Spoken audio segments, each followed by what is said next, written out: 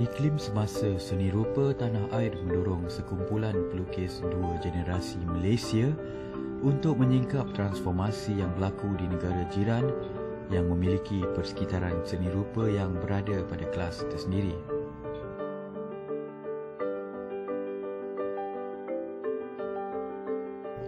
Sebagai langkah pertama, jalinan persahabatan sedia ada dengan penggiat seni rupa di Kota Istimewa Yogyakarta memudahkan perjalanan misi mencari gerbang penyelesaian untuk membuka ruang bagi penggiat seni rupa yang mahu menapak di negara kita.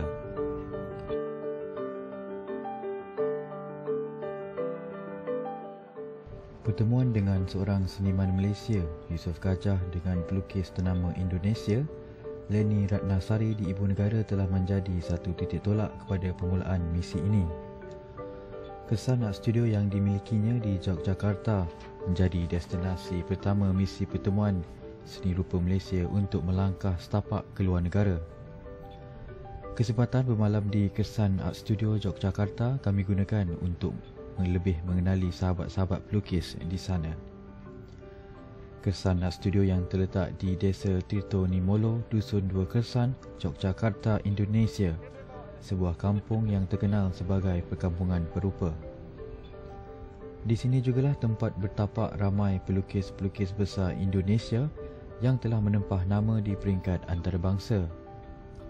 Mereka membangunkan studio-studio serta galeri-galeri yang menjadi wahdah pertemuan serta menjalinkan keakraban di kalangan pelukis.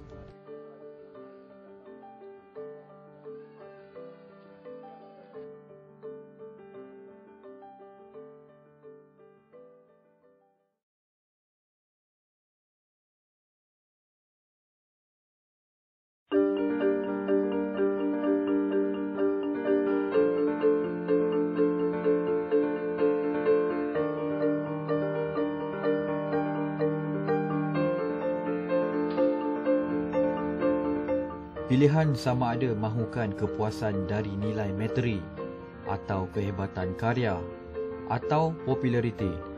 Itu semua urusan pencipta. Namun untuk mendapatkan anugerah kepuasan ini, seniman itu mengubah sebuah penceritaan dan dilakukan secara berterusan sedikit demi sedikit. Akhirnya akan terhasil keindahan kudrati yang ditempa dengan masa dan material. Seperti padi yang mula berbuah, bergesek sesama sendiri menjadikannya berisi. Lalu bila berisi, masing-masing mulai tunduk. Sebelum mengenali Nasirun, aku telah mendengar serta membaca cerita-cerita tentang perupa Indonesia yang termasyhur ini. Seniman besar ini bila diajak berbicara tentang seni, dijawabnya dengan gelak ketawa.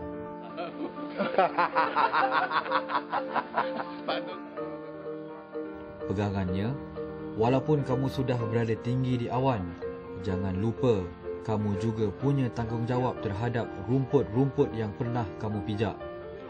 Malah, apa yang kamu miliki kini bukan milik mutlak kamu. Dia yang mengizinkan kamu menjadi seumpamanya.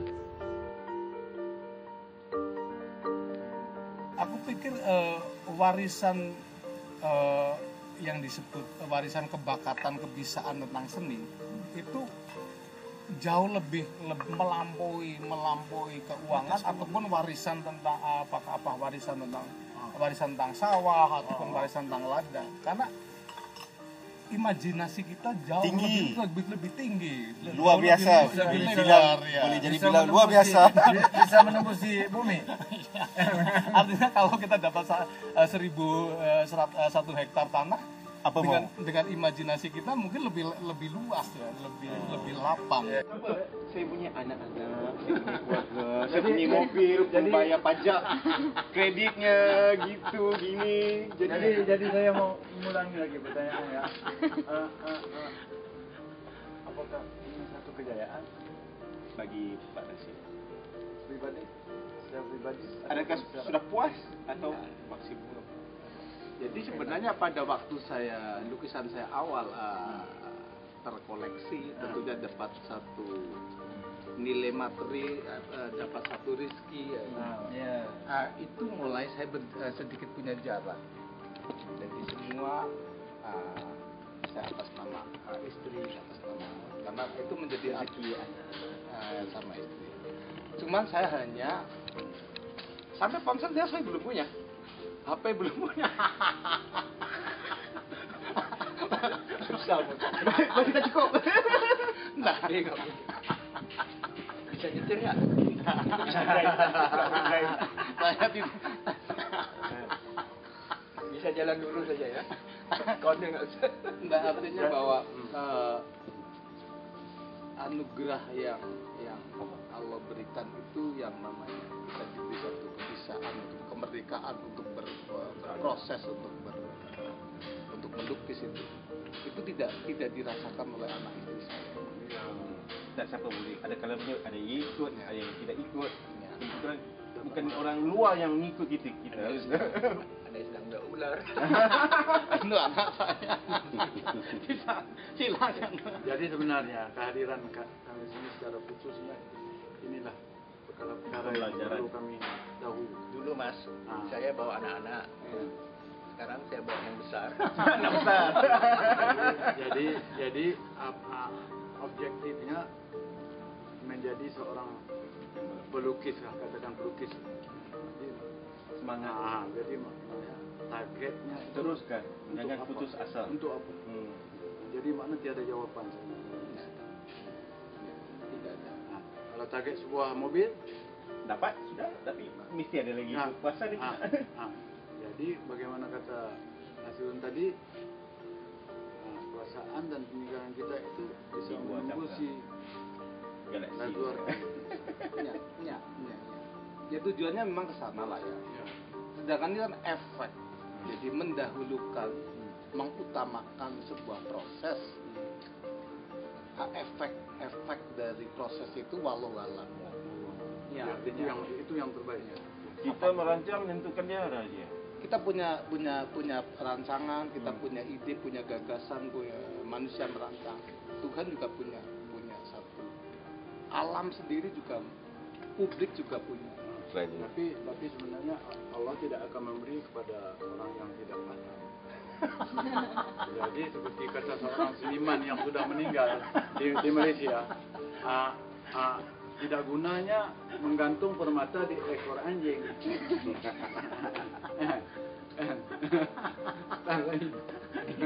Ya, jadi diberikan itu, diamanahkan itu kepada yang mampu melakukan.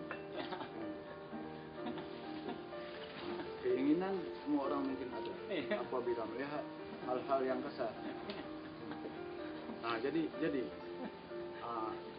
pengalaman Pak Aris di Central Market, apabila Pak Aris menerima uang bayaran dari commission printing daripada pelanggan, orang sebenarnya akan melihat, oh saya mau jadi lukis juga. Nah, jadi di situ mereka melihat jadi aku mau jadi Itulah, aku mau itu jadi yang seniman. terjadi pada aku nih. Sekarang ini, ini aku rasa kenapa tidak aku berhenti saja kerja, terus melukis full time. Sebab kebaran kalian untuk kita capai sesuatu yang begini ada. Tapi jauh. jadi Ini yang jadi kita tidak Pemangkin. kita tidak seharusnya menolak ini. Nah, ini juga kepunyaan dia. Kita yang katakan kita merancang kehidupan yang begini. tentukan adalah dia apa yang kita merancang. Kehidupan begini cita-cita saya. Tidak betul, tidak salah, tetapi bersandarkan etika. Nah itu. Etikanya tetap. Saya ada seorang kolektor pernah bertanya sama saya tidak akan membawa atribut kesenian, tapi saya punya tanggung jawab moral bahwa saya sebagai kepala keluarga akan menafkahi anak istri saya. Tetapi saya tidak akan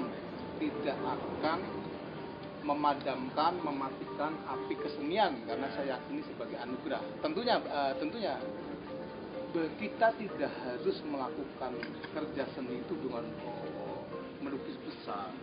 Jadi kita harus paham situasi harmoni. Ya kalau memang uang yang dari kerja itu untuk menafkahi keluarga, tetapi setiap hari ada tuntutan melepaskan tadi, mengekspresikan tadi untuk berkarya, uang yang dialokasikan untuk melukis mungkin Sebagian. ya apakah kita merespon kartu undangan lah ataupun melukis kecil lah. Nah, nantinya ketika kita mendapatkan satu solusi materi yang lebih bagus, ya mungkin kita frekuensinya kita akan mencoba ekspansi kepada medium yang lebih besar. Ada satu nilai yang saya kira sulit, tapi moga-moga kita itu sama-sama proses untuk bisa mewarnai, melukisi jiwa kita sebenarnya. Itu yang terpenting kan itu. Nah, kita nggak sampai. Nah, saya tunggu itu tadi. Karena apa? Kita iri, dengki, jealous, dia akan memasukkan. Nah, kita akan mengekspresikan. Saya wakafkan diri saya kan. Secara totalitas. Jadi kalau magnet karya Avandi yang tergores, tergambar begitu rupa, dia akan menemukan sebuah patron yang balance, seimbang. Jadi kita ini saya kira sedang proses mencari untuk menjadi diri ya. Yang terjadi kan di dunia global ini kita yang tunduk, artinya kita tuh Kita di Prama kan? kalau kita tuh dan kalau kita hanya sebagai organ kapitalis, ya apa gunanya itu? Tapi kalau itu sebagai alat untuk mempermudah, aku pikir nggak masalah. Yang terjadi kan, aku pikir mereka menguasai kita. Bayangkan bahwa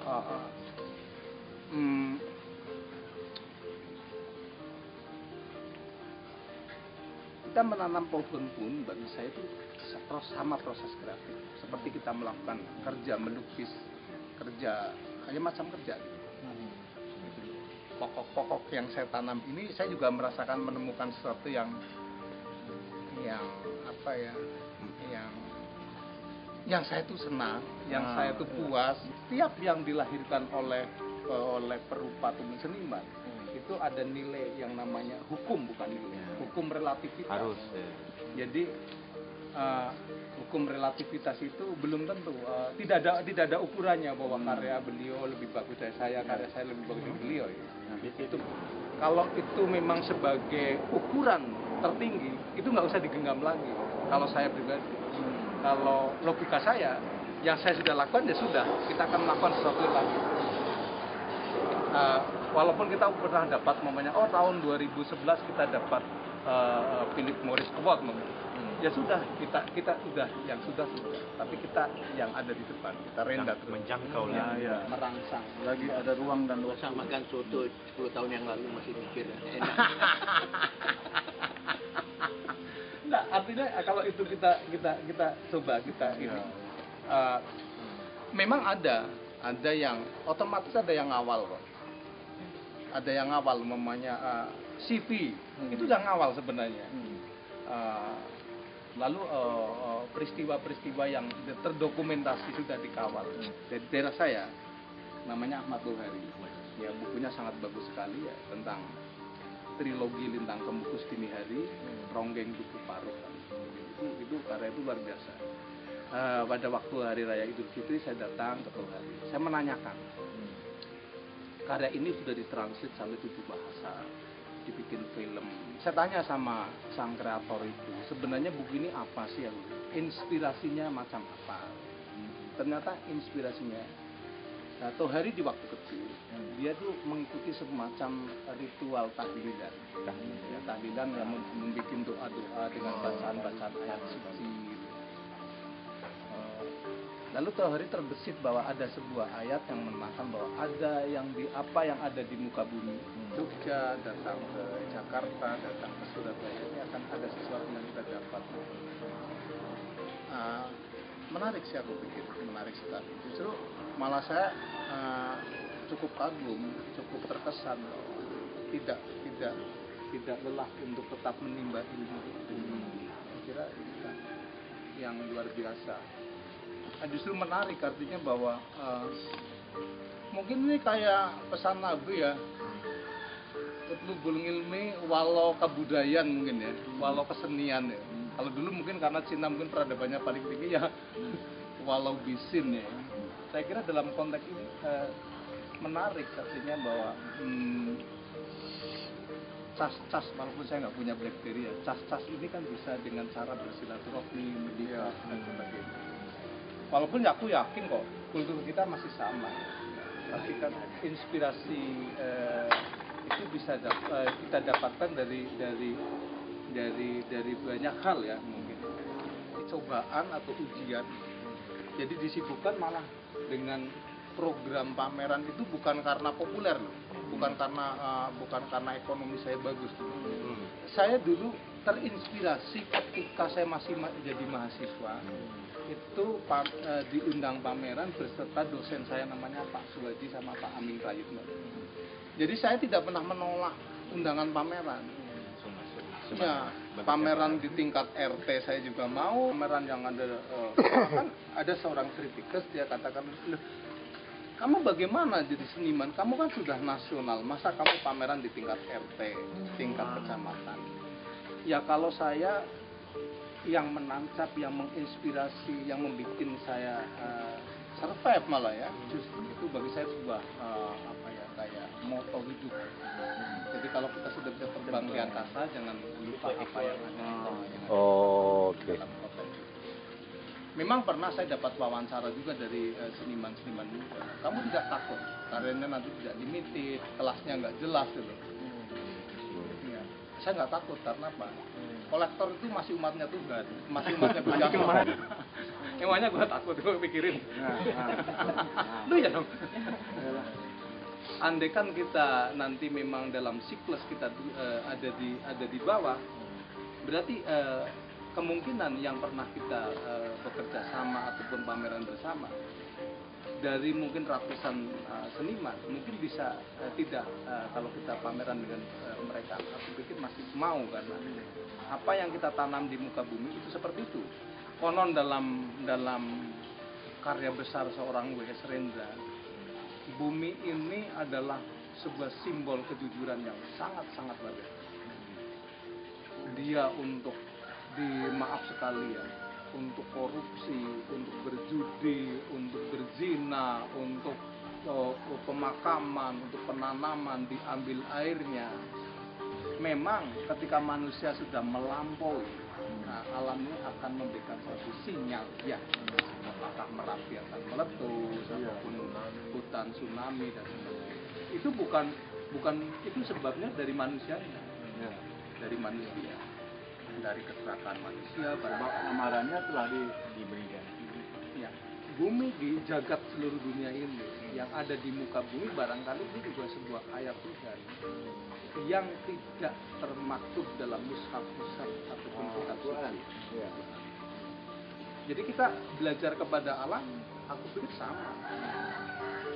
Sebab diberinya kitab karena kita berjalan di atas muka bumi. Di atas muka bumi.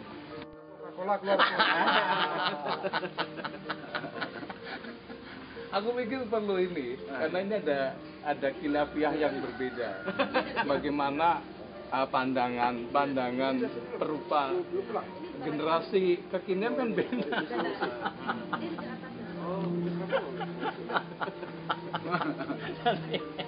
Bagaimana cara teknik melobinya perlu digali. Kalau saya melobinya sangat tradisional.